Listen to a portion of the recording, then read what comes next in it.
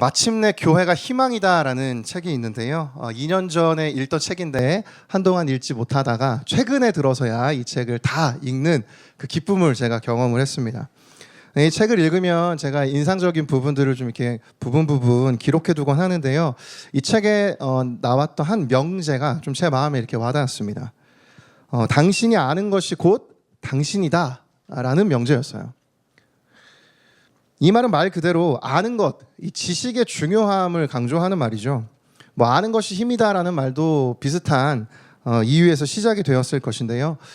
철학자 데카르트가 이야기한 나는 생각한다, 고로 존재한다, 이런 단어들, 이런 문장들 다 어떤 생각과 또 사고의 능력을 매우 높게 여기는 그런 문장들이죠.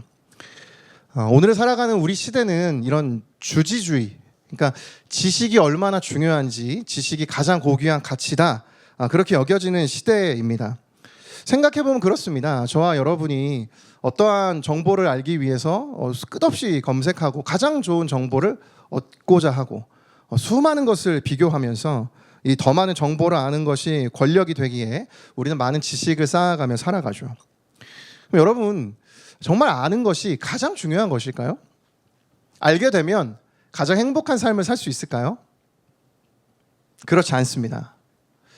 이 책에서는 그러면서 한 가지 예를 드는데요. 다이어트를 그 근거로 삼아요.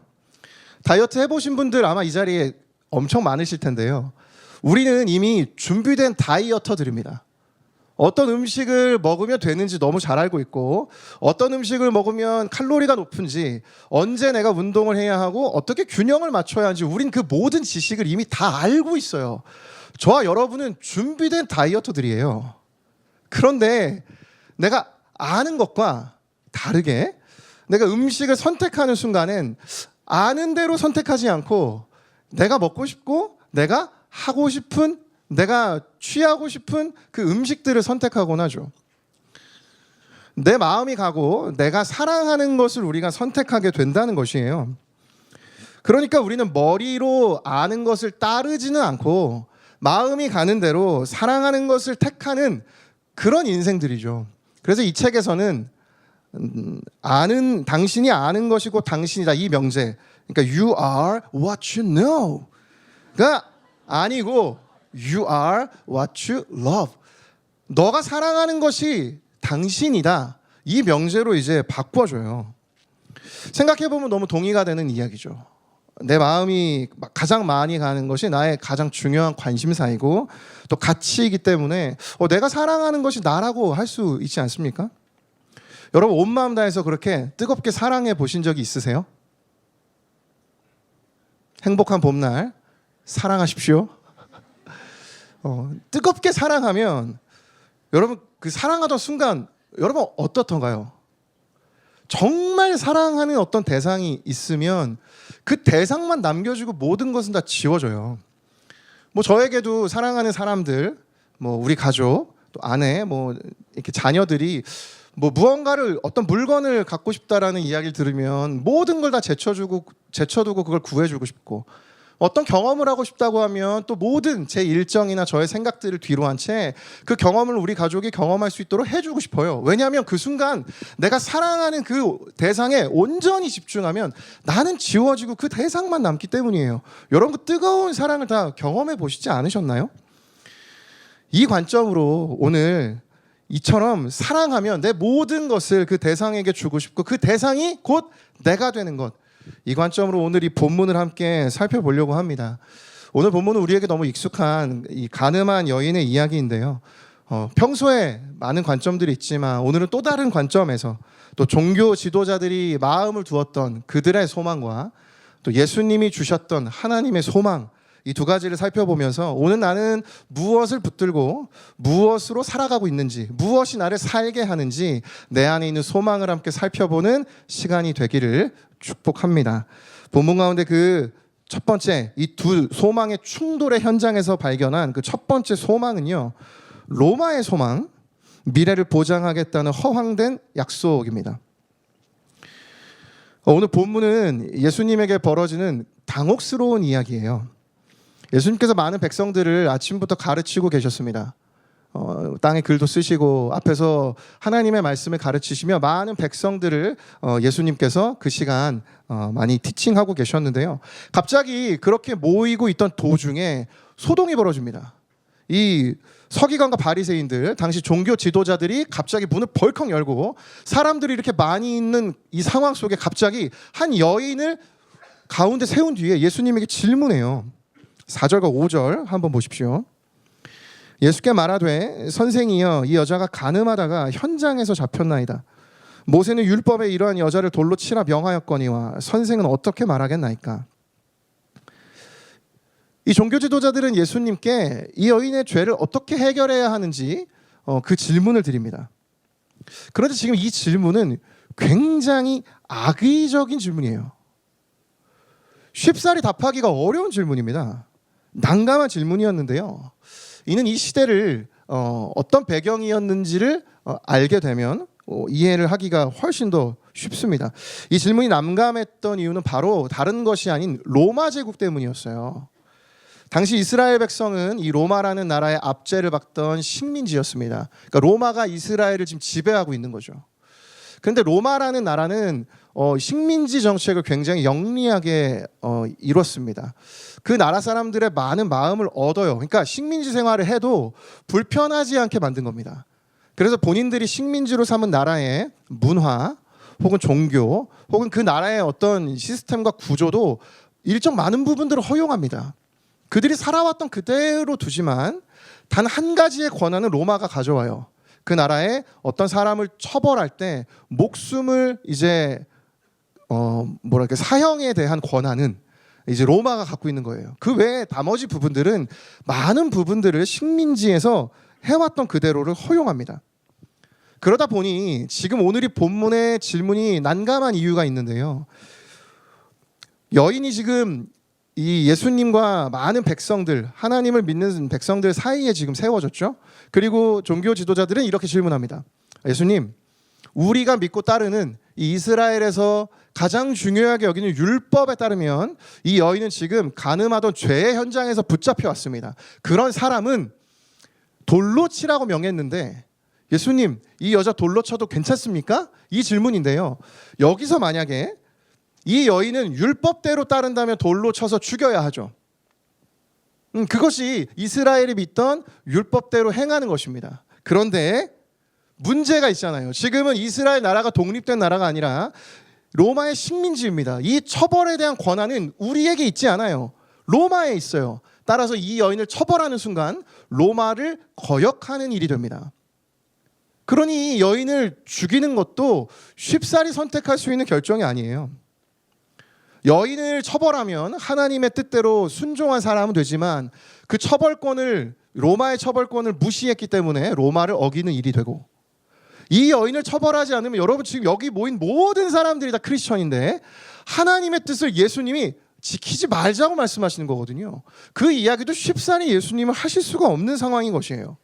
하나님도 로마 제국도 예수님께서 선택하시기 어려운 굉장한 난제를 지금 예수님께 종교 지도자들이 던진 것이죠. 여기서 한 가지 질문이 생깁니다. 왜 종교 지도자들은 예수님을 이렇게 난처한 상황에 빠뜨리게 하려 했을까요? 이 종교 지도자들은요, 예수님께서 당시 기적을 보이시면서 많은 백성들에게 점점 인지도가 올라가던 것이 굉장히 불안했어요. 이들이 어떤 생각을 가졌는지 요한복음 11장을 보면 예수님에 대한 종교 지도자들의 마음이 나옵니다. 한번 보십시오. 이에 대제사장들과 바리새인들이 공회를 모으고 이르되 이 사람이 많은 표적을 행하니 우리가 어떻게 하겠느냐. 만일 그를 이대로 두면 모든 사람이 그를 믿을 것이요 그리고 로마인들이 와서 우리 땅과 민족을 빼앗아가리라 하니. 이 종교 지도자들이 모여서 예수님에 대해 대화를 해요. 이 사람이 계속 많은 기적과 표적을 행하는데 어떡하냐. 만일 이 사람을 그대로 두면 많은 백성이 그를 믿고 로마인들이 우리 땅과 민족을 빼앗아 갈 것이다. 이 종교 지도자들은 지금 예수님의 상황을 놓고 이스라엘 나라를 걱정하는 것처럼 보이죠. 우리나라가 지금 존재하기가 지금 위태로워질 수 있다. 이런 대화를 하는 것 같은데 이 말이 어떤 의미인지 한 자료에서 이렇게 설명을 합니다. 로마와 결탁해서 부귀 영화를 누리던 그들은 행여 예수님이 무리를 선동하여 혁명이라도 일으키면 자신들의 소유를 빼앗겨 버릴까 염려했습니다. 나라와 민족을 걱정하는 듯하지만 이 말은 결국 자기들의 재산과 입지가 흔들릴 것을 두려워한 것입니다. 언제나 그렇듯 진리를 파괴하는 것은 현실의 욕망에 매달리는 이들입니다. 그러니까 여러분, 지금 이 종교 지도자들이 예수님을 거절하고 예수님을 함정에 빠뜨려서 백성들로부터 신뢰를 잃게 하기 위해 했던 목적은 자신들이 가지고 있던 이 기득권, 자신들이 누리고 있던 부와 명예를 놓치고 싶지 않아서였던 것이에요. 전 여기서 종교 지도자들이 가지고 있던 이 욕망을요, 전 소망이라고 좀 표현하고 싶습니다. 이 종교 지도자들은 한 가지 소망을 품었어요. 우리가 로마에 충성하면 우리의 미래는 보장되어 있어. 그들이 가지고 있던 소망은 이것이었어요. 이 로마는요, 아까 식민지를 통치할 때 그 식민지에 있는 엘리트 집단과 그들은 동맹을 맺어요. 그래서 그들에게 많은 권한을 줍니다. 그리고 그 나라의 많은 사람들을 이들이 관리하고 통치하게 해요. 그러면서 로마의 편에 서게 하는 것이죠. 그러니 지금 이스라엘의 영적인 지도자들이었던 종교 지도자들을 로마가 포섭을 하기만 하면 이스라엘은 아무 문제가 없는 거예요. 로마의 그냥 소나기에 들어오게 되는 것이죠. 따라서 지금의 종교 지도자들, 오늘의 본문에 있는 서기관들과 바리새인들은 로마에 있던 그 로마의 권력과 정부와 이들은 이미 타협하고 그들은 이미 동맹을 맺고 그들과 함께 로마가 제공할 것 같은, 제공하고 있는 그 많은 부와 명예를 그들은 누리고 있었던 것입니다. 그래서 이들은 권력의 보상과 그 이익이 상당했기 때문에 기득권 유지에 대한 그 마음이 가득 자리 잡고 있었어요. 따라서 종교 지도자들은 로마와 타협하고 공생을 결심했던 것이죠. 여러분, 이것이 이들이 품었던 로마의 소망입니다. 그런데 이 종교 지도자들의 기득권이 흔들리기 시작을 했어요. 왜냐하면 예수님께서 이 종교 지도자들을 공개적으로 비판을 하셨기 때문입니다. 왜냐하면 이들은 정작 복음의 마음을 품고 그들이 관심을 가져야 할 약자, 취약계층에 전혀 관심이 없고 정의도, 자비도, 믿음도 없었어요. 그냥 그저 그들은 그들이 가지고 있는 자리와 그 지위와 그 명예로 이스라엘을 다스리기만 했을 뿐입니다. 그냥 탐욕스럽고 자기 중심적이었기 때문에 예수님은 견디시질 못하고 이들을 향해서 공개적인 수많은 비판을 하셨던 겁니다. 그러니 많은 백성들이 그 이야기를 들으며 종교 지도자들에 대한 신뢰가 흔들리고 예수님께로 그 마음이 계속해서 치우쳤던 것이죠. 그러니 이들의 마음은, 이 바리새인과 서기관들은 예수님이 점점 더 많은 신임을 얻게 되면 로마로부터 이 백성들과 함께 예수님이 마치 반란을 일으키고 반역해서, 그럼 이제 로마가 우리를 쳐들어와서 이 반역을 압제하고 더 이상 너희 종교 지도자들로부터 이 나라가 컨트롤되지 않는구나, 우리가 직접 할게. 이들은 그것이 너무 두려웠던 것이에요. 그러니 예수님을 난감한 상황에 빠뜨려서 예수님이 아무것도 하지 못하게 만들고자 지금 이 풀 수 없는 난제를 예수님께 던진 것입니다. 근데 저는 말씀을 준비하면서 이 허황된 로마의 소망, 여러분, 이 소망에 빠진 사람의 특징을 두 가지를 발견을 했는데요. 첫 번째는 인생의 여인의 도구화입니다. 도구화. 저는 말씀을 묵상하는데 이 종교 지도자들이 데리고 왔던 그 한 여인에 좀 제 시선이 머물렀어요. 예수님을 궁지에 몰아넣기 위해 이들이 이 죄를 지은 여인을 데리고 현장에 왔죠. 여러분, 그 여인 하나님이 창조하신 인격이었고 하나님의 사람입니다. 그런데 그가 저지른 죄를 이 수많은 사람 앞에 세우고 낱낱이 이 여인의 죄를 모두가 알도록 공개했어요. 근데 이 여인의 죄를 해결하기 위한 목적이었다면 차라리 저는 그것이 동의가 되었습니다. 그러나 그런 목적이 아니라 이들은 단지 오늘 본문에 보면 예수님을 고발하기 위해 예수님을 곤란에 놓이도록 이 여인을 활용했던 것뿐이에요. 이 여인은 그저 예수님을 함정에 빠뜨리기 위한 수단에 불과했던 것이죠.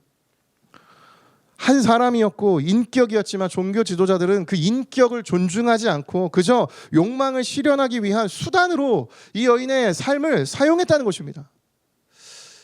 여러분, 우리가 살아가는 사회는 조금 다를까요?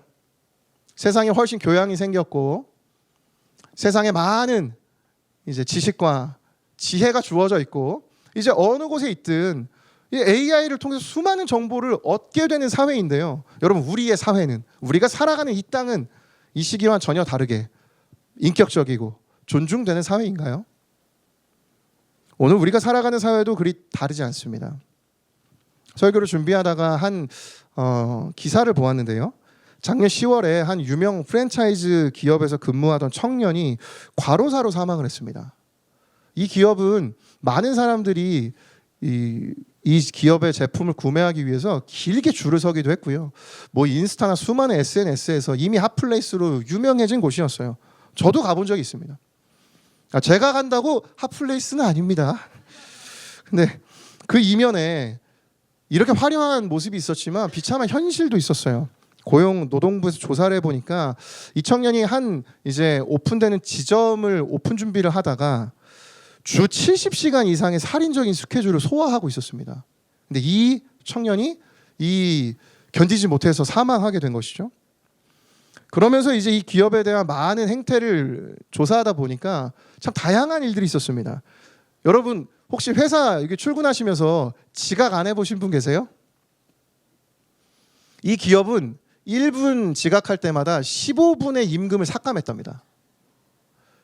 그리고 본사에서 어떤 회의나 교육이 있잖아요. 그러면 당연히 다른 지점에서 보내줘야 하는데 그 본사에서 진행되는 회의를 가기 위해선 개인 연차를 사용하라고 강요했대요. 그리고 사전에 미리 동의가 된, 승인이 된 야근이 아닌 이상 추가 근무로 해도 수당이 주어지지 않았다고 합니다.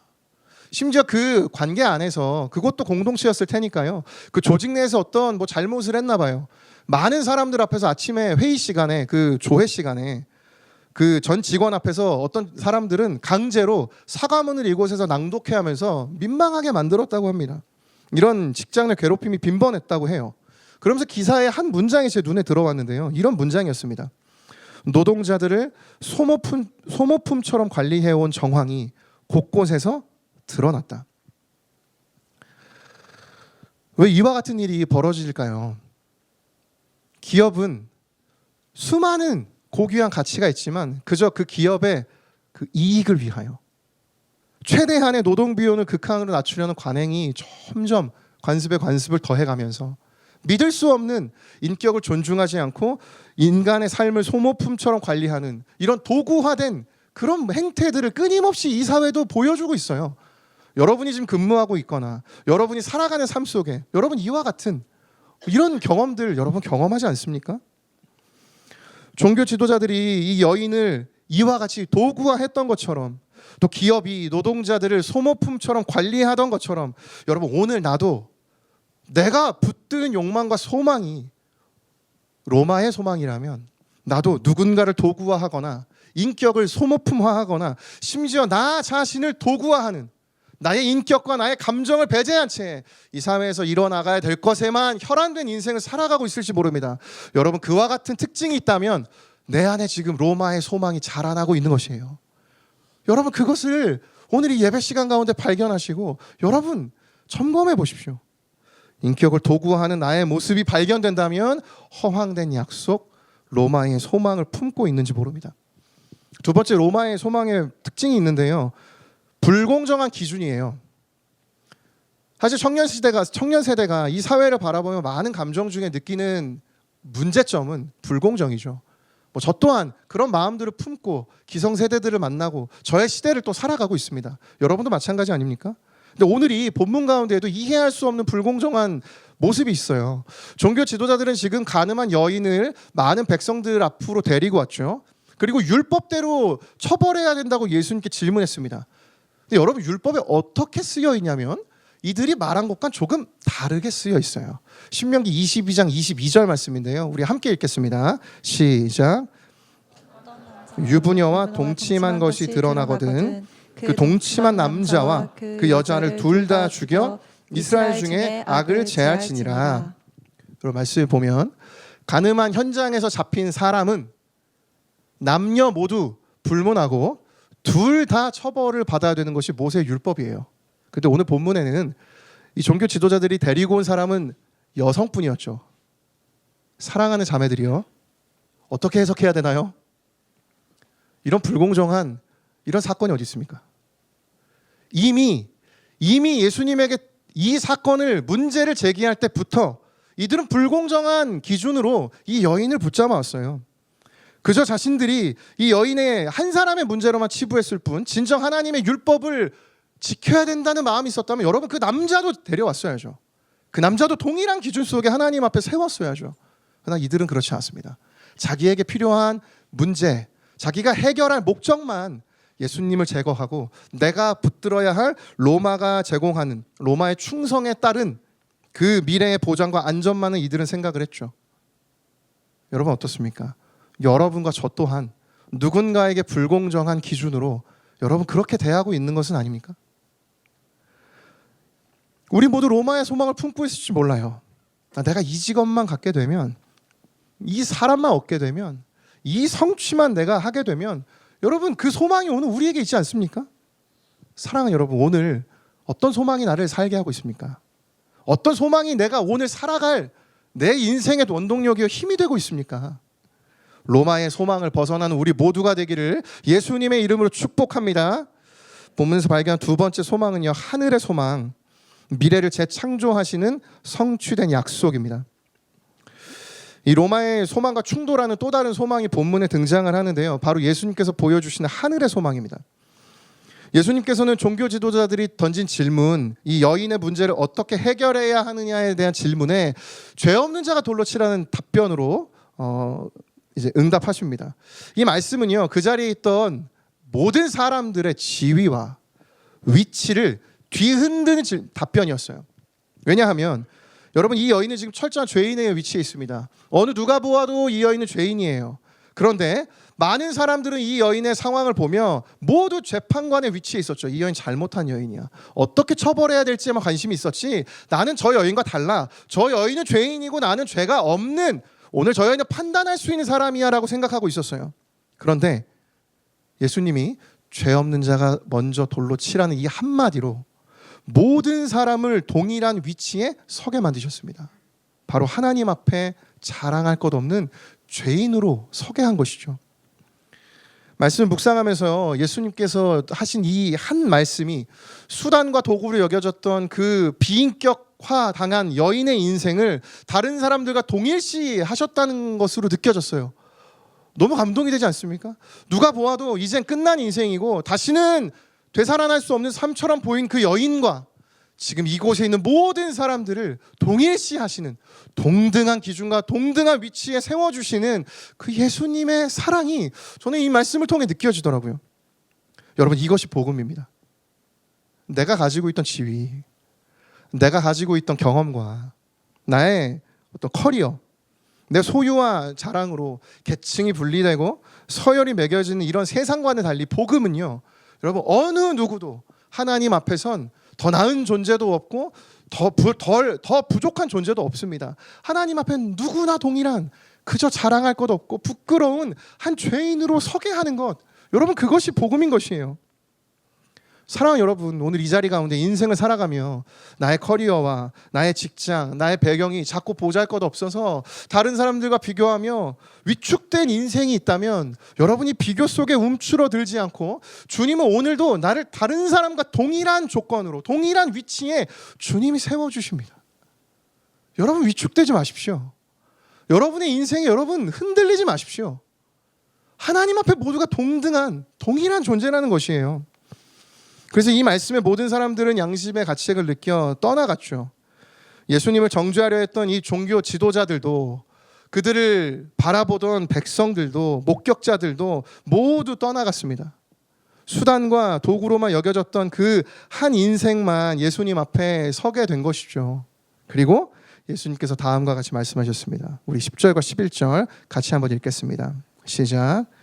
예수께서 일어나사 여자 외에 아무도 없는 것을 보시고 이르시되, 여자여 너를 고발하던 그들이 어디 있느냐?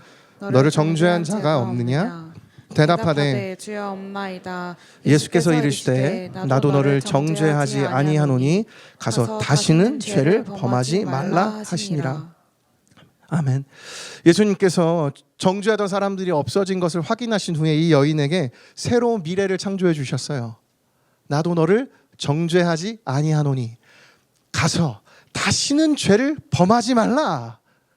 이 여인의 지난 인생을 예수님께서는 모두 다 용납하시고 다시 새로운 출발할 수 있도록 정죄하시지 않겠다 말씀하시며 새로운 삶을 창조해 주신 것이에요. 여러분, 이것이 이 여인에게 얼마나 큰 소망입니까?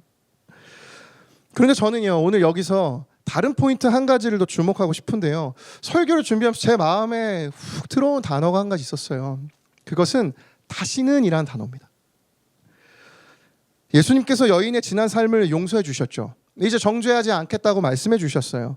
그런데 이 여인에게 한 가지 당부를 하셨는데요, 다시는 죄를 짓지 말라는 것입니다. 앞서 인용했던 이 마침내 교회가 희망이다라는 그 책에 제가 한 가지 더 인상적인 단어가 있었는데, 이 헬라어로 아나스트로페라는 단어입니다. 이 단어의 뜻은 무엇인가? 삶의 양식을 의미해요. 우리가 삶을 살아가는 방식입니다. 이 단어가 쓰인 성경 구절이 있는데 베드로전서 1장 15절입니다. 한번 보십시오. 오직 너희를 부르신 거룩한 이처럼 너희도 모든 행실에 거룩한 자가 되라. 여기 행실에라는 단어가 바로 방금 말씀드린 아나스트로페라는 단어예요. 이 단어를 이 책에서 이렇게 설명을 합니다. 아나스트로페는 삶의 양식을 가리키는 말로 그저 한두 번의 행동이 아니라 총체적 삶의 양식을 말합니다. 고대 철학의 유파들에게는 나름의 도그마가 있었고 꼭 익혀야 하는 중심되는 카논과 그 가르침을 따르는 삶의 양식으로 아나스트로페가 있었습니다. 스토 철학자가 에피큐리언으로 바뀌면 생각만 바뀌는 게 아니라 삶의 양식이 바뀝니다. 어떻게 살아가는가, 무엇을 먹는가, 사람들과 만나서 무슨 이야기를 하는가. 철학은 삶의 양식을 포괄합니다. 이 마지막 문장을 좀 바꾸고 싶습니다. 믿음은 삶의 양식을 포괄합니다. 신앙은 삶의 양식을 포괄합니다. 여러분, 이게 무슨 의미입니까? 어떤 깨달음을 우리가 얻는 것도 중요하지만 그 이후에 뒤따라오는 인생의 아나스트로페, 우리의 실제적 실천과 삶의 양식이 매우 중요하다는 것이에요. 저는 이 관점에서 오늘 예수님의 말씀이 무게감 있게 다가왔습니다. 예수님이 새로운 삶을 시작해 하셨죠. 너의 이전의 삶을 내가 정죄하지 않겠다, 다시 새롭게 시작해라 말씀하셨지만 예수님은 이제 바뀐 새로운 삶을 살아가며 너의 바뀌어버린 새로운 정체성답게 아나스트로페, 너의 삶의 양식도 이전과 달라져야 한다고 말씀하고 계시는 것이에요. 다시는 죄를 범하지 말라.